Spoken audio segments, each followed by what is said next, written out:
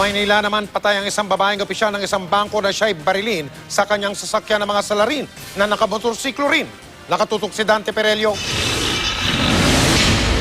Kuha ito ilang minuto makalipas pagbabarili ng bank official na si Rosemary Gatan pasado 9:00 kaninang umaga sa Taft Avenue, Maynila.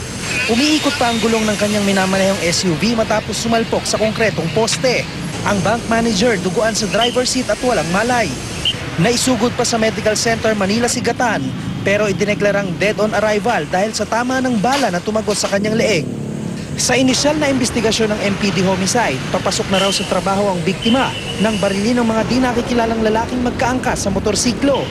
Patuloy na iniimbestigahan ng mga otoridad ang insidente, kaya tumanggi muna silang magbigay ng pahayag sa kamera. Wala rin daw CCTV sa lugar na pinangyarihan ng krimen. Palaisipan naman sa kaanak ng biktima ang motibo sa pamamaslang. Sana naman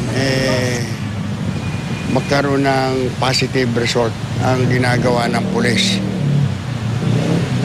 Walang kalaban-laban yung tao. Basta wala may bumaril. Hindi mo alam kung ano nangyari. Ano ba yun? Ganun na ba ang buhay dito sa Pilipinas, sa Manila? Dante Perello, Naka-Alerto, 24.